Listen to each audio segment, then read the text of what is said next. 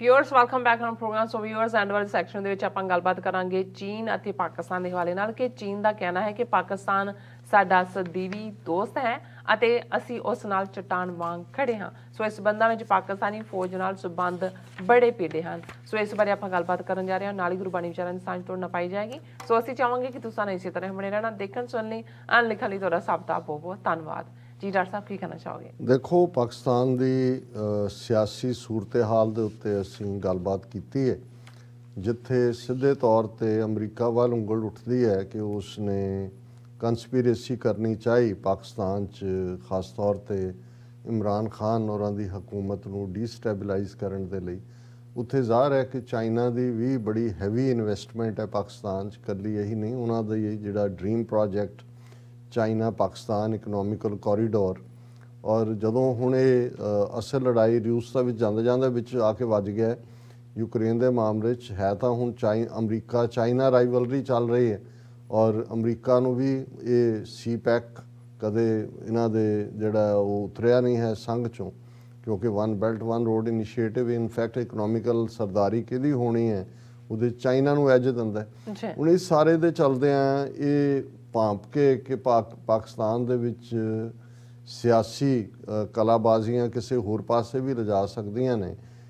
ਜਿਹੜੇ ਚੀਨ ਦੇ ਪਾਕਿਸਤਾਨ 'ਚ ਐਂਬੈਸਡਰ ਨੇ, ਉਹ ਜਿੱਥੇ ਉਹਨਾਂ ਨੂੰ ਮਿਲੇ ਰੂਲਿੰਗ ਪਾਰਟੀ ਨੂੰ ਵਿਰੋਧੀਆਂ ਦੇ ਨਾਲ ਵੀ, ਔਰ ਖ਼ਾਸ ਤੌਰ 'ਤੇ ਜਦੋਂ OIC ਦੇ ਸੈਸ਼ਨ ਵੇਲੇ ਚਾਈਨਾ ਦੇ ਫੋਰਨ ਮਿਨਿਸਟਰ ਗਏ ਪਾਕਿਸਤਾਨ, ਜਿਹੜਾ ਇੱਕ ਆਨਰ ਸੀ ਕਿ OIC ਦੇ ਵਿੱਚ ਉਹਨਾਂ ਨੂੰ as a guest of honour, ਉੱਥੇ ਉਹਨਾਂ ਨੇ ਜਿੱਥੇ ਇਮਰਾਨ ਖਾਨ ਔਰ ਫੋਰਨ ਮਿਨਿਸਟਰ ਸ਼ਾਹ ਮਹਿਮੂਦ ਕੁਰੈਸ਼ੀ ਨਾਲ ਮੁਲਾਕਾਤ ਕੀਤੀ, ਉੱਥੇ ਜਨਰਲ ਬਾਜਵਾ ਜਿਹੜੇ ਫੌਜ ਦੇ ਮੁਖੀ ਨੇ, ਔਰ ਇਹ ਅਨਪ੍ਰੈਸੀਡੈਂਟਡ ਹੈ। ਬਹੁਤ ਵਾਰ ਜਦੋਂ ਤੁਸੀਂ ਪ੍ਰੋਟੋਕੋਲ ਕਰਦੇ ਹੋ ਫੋਰਨ ਮਿਨਿਸਟਰ ਨੂੰ ਮਿਲਦਾ, ਪਰ ਉਹ ਮਿਲੇ। ਇਸ ਤੋਂ ਜ਼ਾਹਰ ਹੈ ਕਿ ਵੀ ਚੀਨ ਵੀ ਇਹ ਸਮਝਦਾ ਹੈ ਵੀ ਉੱਥੇ ਹਕੂਮਤ ਕੋਈ ਵੀ ਆਏ, ਲੇਕਿਨ ਅਲਟੀਮੇਟਲੀ ਜਿਹੜੀਆਂ ਟਾਈਜ਼ ਨੇ ਮਿਲੀਟੈਰਲੀ ਵੀ, ਔਰ ਪਾਕਿਸਤਾਨ ਦੀ ਸੁਸਾਇਟੀ 'ਚ ਫੌਜ ਦਾ ਇੱਕ ਆਪਣਾ ਮੁਕਾਮ ਹੈ, ਡਿਸੀਜਨ ਮੇਕਿੰਗ 'ਚ ਵੀ ਉਹਨਾਂ ਦਾ ਇੱਕ ਵੱਡਾ ਰੋਲ ਹੈ।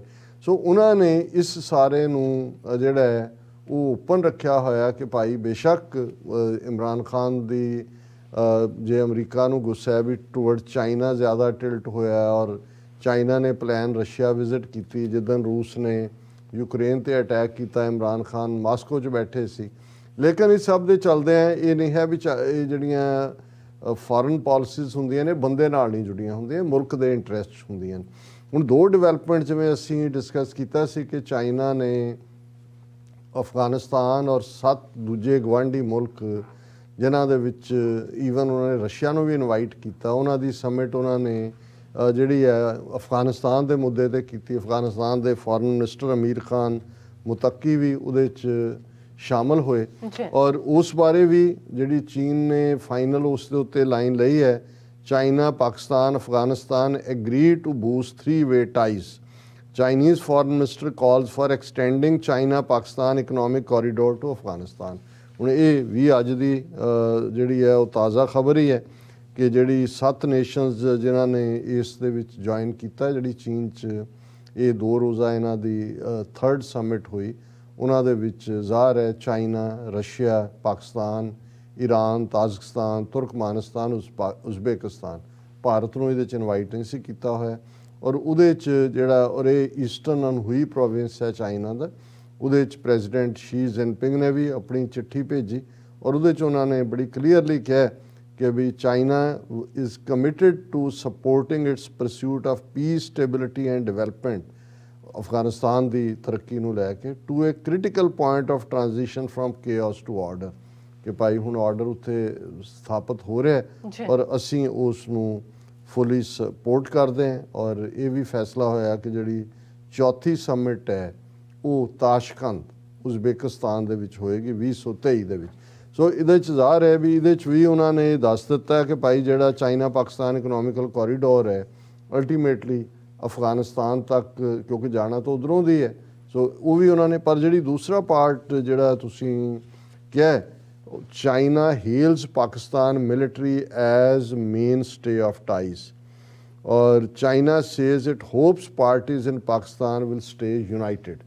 ਹੁਣ ਇੱਕ ਪਾਸੇ ਤਾਂ ਅਮਰੀਕਾ ਦੇ ਉੱਤੇ ਚਾਰਜ ਹੈ ਕਿ ਵੀ ਉਹਨੇ ਕੰਸਪੀਰੇਸੀ ਕੀਤੀ, ਇੰਟਰਨਲ ਕੀਤਾ। ਪਰ ਹੁਣ ਕਿਉਂਕਿ ਚਾਈਨਾ ਇੱਕ ਦੋਸਤ ਦੇ ਨਾਤੇ ਕਹਿ ਰਿਹਾ ਜੀ ਉਸ ਨੂੰ ਨਹੀਂ ਲਿਆ ਜਾਏਗਾ, ਪਰ ਅਦਰਵਾਈਜ਼ ਜੇ ਦੇਖਿਆ ਜਾਏ ਇਹ ਵੀ ਕਿਤੇ ਨਾ ਕਿਤੇ ਦਖਲਅੰਦਾਜ਼ੀ 'ਚ ਆ ਜਾਂਦਾ ਹੈ, ਜਦੋਂ ਕਿ ਤੁਸੀਂ ਦੇਖ ਰਹੇ ਹੋ ਕਿ ਹਾਲਾਂ ਉਹਨਾਂ ਨੇ ਇਹ ਨਹੀਂ ਹੈ ਵੀ ਕਿਸੇ ਨੂੰ ਸਪੋਰਟ ਜਾਂ ਕਿਸੇ ਨੂੰ ਰਿਜੈਕਟ ਕੀਤਾ ਹੈ, ਪਰ ਉਹਨਾਂ ਨੇ ਜਿਹੜੇ ਚਾਈਨੀਜ਼ ਫੋਰਨ ਮਿਨਿਸਟਰੀ ਨੇ ਵੀ ਇਹਦੇ ਤੇ ਕਿਹਾ ਕਿ ਉਹਨਾਂ ਨੇ ਕਿਹਾ ਜੀ Chinese military's relationship with Pakistan's armed forces as serving as the mainstay of China-Pakistan friendship, while Beijing called on all parties in Pakistan to stay united with the Imran Khan government in turmoil। कि भी हुण क्योंकि गड़बड़ी चल रही है, उन्होंने कहा जी टुगैदर रहो। और इस दे उत्ते मिस्टर वैंग वैनबिन जिहड़े फॉरेन मिनिस्ट्री के स्पोक्सपर्सन ने उन्होंने मैं एग्जैक्ट लफ्ज़ कोट करना चाहता। China is committed to a non interference policy कि असी ਕਿਸੇ ਮੁਲਕ ਦੇ ਅੰਦਰੂਨੀ ਮਾਮਲਿਆਂ ਦੇ ਵਿੱਚ ਦਖਲਅੰਦਾਜ਼ੀ ਨਹੀਂ ਕਰਦੇ, but as an all weather strategic cooperative partner, all weather ਕਿ ਹਰ ਤੱਤਾ ਠੰਡਾ ਕੁਛ ਵੀ ਹੋਏ ਚੀਨ ਪਾਕਿਸਤਾਨ ਦੀ ਯਾਰੀ ਪੱਕੀ ਹੈ, ਉਸ ਸਮੇਂ ਨੇ ਪਰਖੀ ਹੋਈ ਹੈ। And friendly neighbour of Pakistan, ਜ਼ਾਹਰ ਹੈ ਗਵਾਂਢੀ ਵੀ ਨੇ, ਬਾਰਡਰ ਵੀ ਲੱਗਦਾ ਪਾਕਿਸਤਾਨ ਚੀਨ ਦਾ।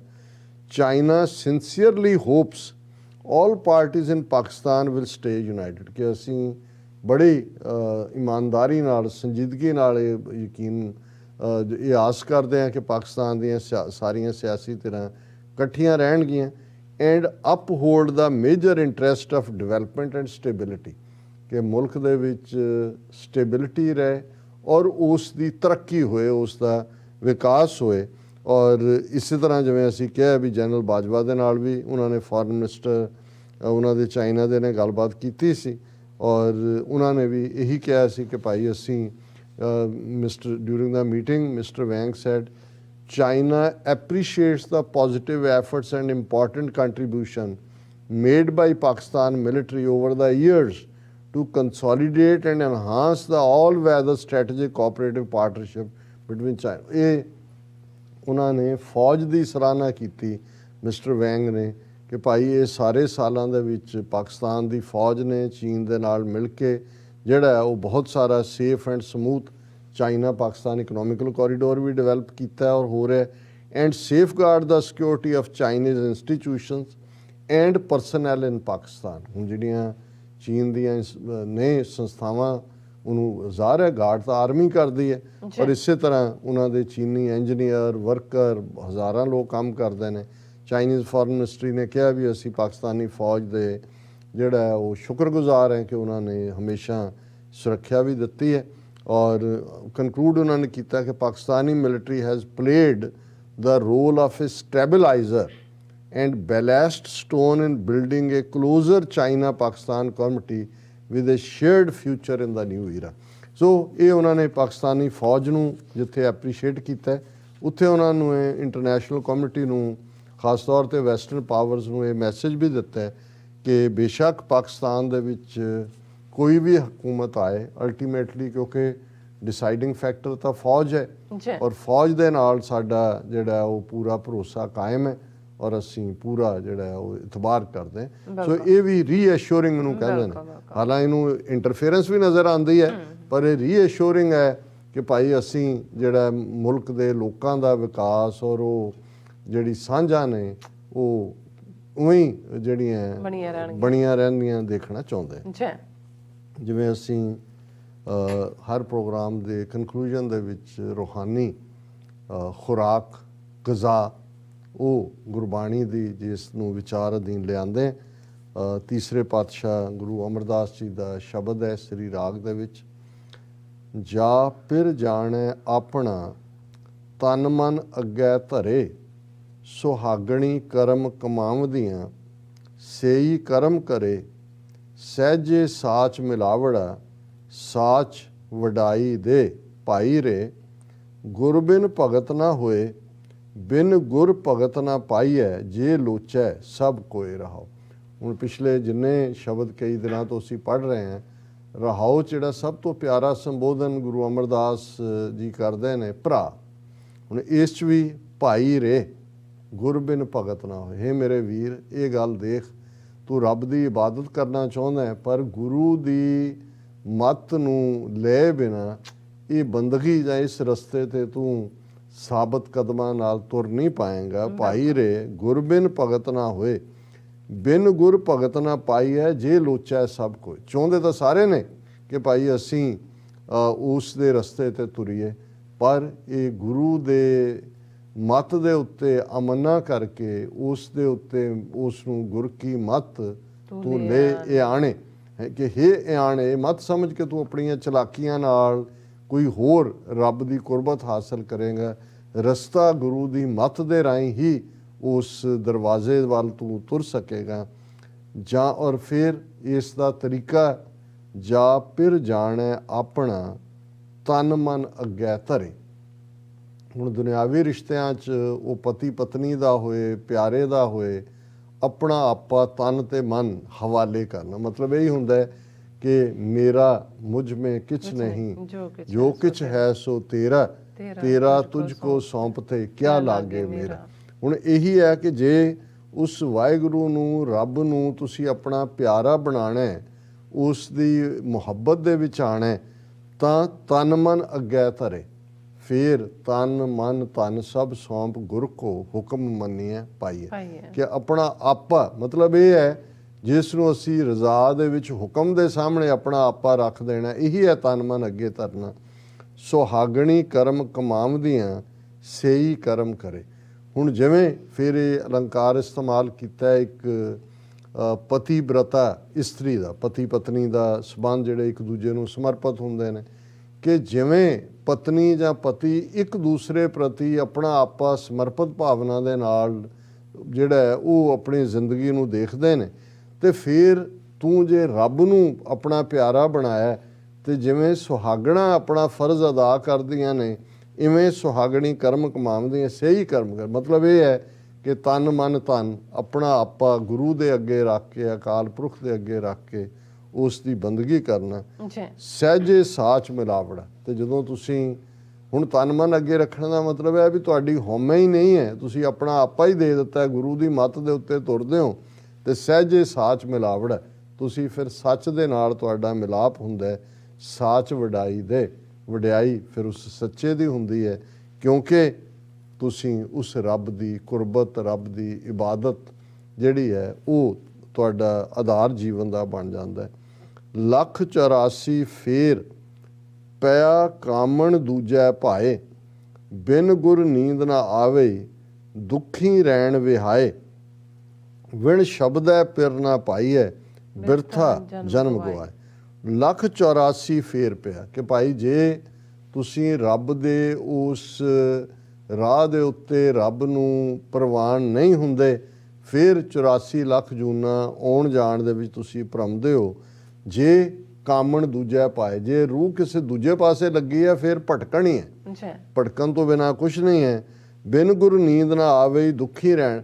ਅੰਦਰ ਜਿਹੜਾ ਵਿਛੋੜਾ ਹੈ, ਜੇ ਅੰਦਰ ਵਸਲ ਦਾ ਸੁੱਖ ਅੰਦਰ ਨਹੀਂ ਹੈ ਤਾਂ ਫਿਰ ਵਿਛੋੜੇ ਦਾ ਤਾਂ ਦੁੱਖ ਹੀ ਹੋਏਗਾ, ਫਿਰ ਤਾਂ ਨੀਂਦ ਵੀ ਨਹੀਂ ਆਏਗੀ ਔਰ ਬੇਚੈਨ। ਜਿਵੇਂ ਤੁਸੀਂ ਦੁਨੀਆਦਾਰੀ ਦੇ ਵਿੱਚ ਪੁੱਛੋ ਕਿਵੇਂ ਹੈ ਜੀ, ਰਾਤ ਨੀਂਦ ਨਹੀਂ ਆਉਂਦੀ। ਹੁਣ ਕਿੰਨੇ ਲੋਕ ਨੇ ਨੀਂਦ ਦੀ ਗੋਲੀ ਖਾ ਕੇ ਸੌਂਦੇ ਨੇ।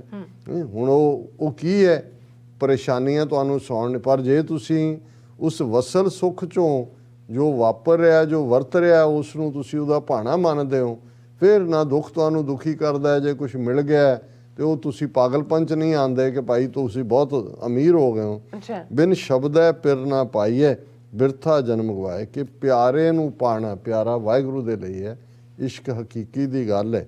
ਉਸ ਦੇ ਸ਼ਬਦ ਦੇ ਨਾਲ ਜੁੜਨਾ, ਉਸ ਨੂੰ ਪਾਣਾ, ਨਹੀਂ ਤਾਂ ਉਸ ਤੋਂ ਬਿਨਾਂ ਤੁਹਾਡਾ ਜਨਮ ਬਿਰਥਾ ਜਾਂਦਾ ਹੈ।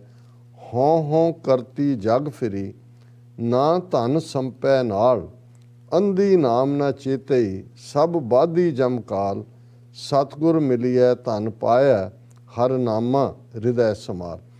ਹਉਮੈ ਦੇ ਵਿੱਚ ਮੈਂ ਜੇ ਤੁਸੀਂ ਜ਼ਿੰਦਗੀ ਜਿਹੜੀ ਹੈ ਉਹ ਸਾਰੀ ਜ਼ਿੰਦਗੀ ਉਹ ਹਉ ਕਰਦਿਆਂ ਗੁਜ਼ਾਰਦੇ ਹੋ ਤੇ ਨਾਲ ਧਨ ਸੰਪੈ ਨਾਲ ਪੈਸਾ ਦੌਲਤ ਇਕੱਠੀ ਕਰਨ ਤੇ ਤੁਹਾਡਾ ਜ਼ੋਰ ਹੈ, ਤੇ ਫਿਰ ਤੁਸੀਂ ਤੁਹਾਡੀ ਰੂਹ ਉਸ ਅੰਨੇ ਵਾਂਗ ਹੈ ਜਿਸ ਨੂੰ ਕੋਈ ਸੋਝੀ ਨਹੀਂ। ਅੰਧੀ ਨਾਮ ਨਾ ਚੇਤੇ, ਜਿਹੜੀ ਹਕੀਕਤ ਸੀ ਰੱਬ ਦੇ ਨਾਮ ਨਾਲ ਜੁੜਨ ਦੀ, ਉਹ ਤੁਹਾਡੇ ਚੇਤੇ 'ਚ ਨਹੀਂ ਆਈ।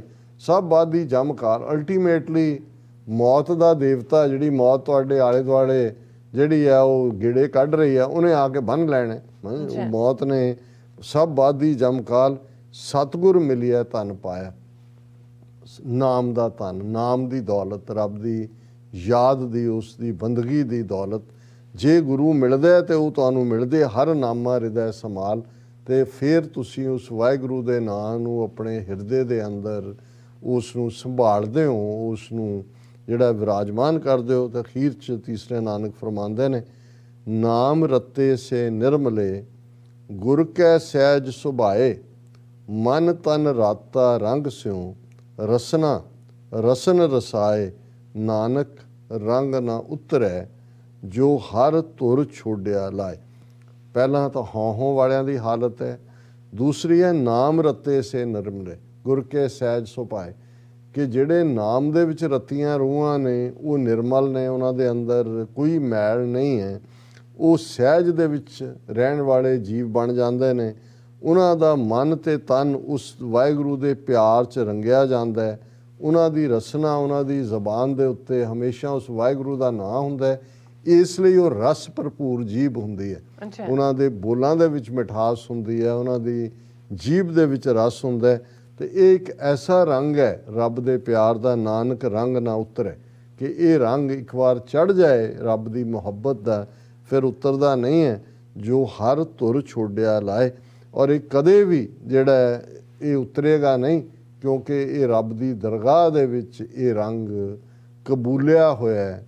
ਰੱਬ ਨੇ ਰਹਿਮ ਕਰਕੇ, ਕਰਮ ਕਰਕੇ, ਬਖਸ਼ਿਸ਼ ਕਰਕੇ, ਅਨਾਇਤ ਕਰਕੇ ਆਪਣੀ ਗੋਦ 'ਚ ਲਿਆ ਹੋਇਆ ਹੈ। ਸੋ ਇਹ ਨਾਨਕ ਰੰਗ ਨਾ ਉਤਰੈ ਜੋ ਹਰ ਧੁਰ ਛੋੜਿਆ ਲਾਏ। ਜਿਹੜਾ ਧੁਰੋਂ ਦਰਗਾਹੋਂ ਰੱਬ ਨੇ ਰੰਗ ਲਾਇਆ ਉਹ ਫਿਰ ਉਤਰਦਾ ਨਹੀਂ। ਜੀ ਰਾਜ ਸਾਹਿਬ, ਤੁਹਾਡਾ ਬਹੁਤ ਬਹੁਤ ਸ਼ੁਕਰੀਆ। ਤੁਸੀਂ ਅੱਜ ਦੇ ਐਮ ਸ਼ੋਅ ਦਾ ਵਿਚਾਰ ਸਾਡੇ ਦਰਸ਼ਕਾਂ ਨਾਲ ਸਾਂਝਾ ਕੀਤਾ। ਸੋ ਇਸ ਤਰ੍ਹਾਂ ਆਪਣੇ ਵਿਊਅਰਸ ਕੋਲ ਨੇ ਇਜਾਜ਼ਤ। ਵਿਊਅਰਸ, ਸਾਡੇ ਪ੍ਰੋਗਰਾਮ ਦਾ ਸਮਾਂ ਇੱਥੇ ਸਮਾਪਤ ਹੁੰਦਾ ਹੈ। ਤੁਸੀਂ ਆਪਣੀ ਰਾਏ ਤੇ ਸੁਝਾਅ ਸਾਨੂੰ ਭੇਜਣਾ ਭੁੱਲਣਾ। ਸਾਡੇ ਇਸ ਪਤੇ ਤੇ SOS@TV84.TV ਤੇ ਅਸੀਂ ਆਪਣਾ ਪ੍ਰੋਗਰਾਮ ਲੈ ਕੇ ਫਿਰ ਦੁਬਾਰਾ ਤੁਹਾਡੇ ਰੂਬਰੂ ਹੋਵਾਂਗੇ। ਤਦ ਤੱਕ ਲਈ ਮੈਨੂੰ ਤੇ ਆਪਣਾ ਸੁਣਾ ਗਿਆ ਦੋ। ਦੇਖਦੇ ਰਹੋ TV84। ਬੁਲਾ ਦਿਓ ਫਤਿਹ। ਵਾਹਿਗੁਰੂ ਜੀ ਕਾ ਖਾਲਸਾ, ਵਾਹਿਗੁਰੂ ਜੀ ਕੀ ਫਤਿਹ। ਰੱਬ ਰਾਖਾ।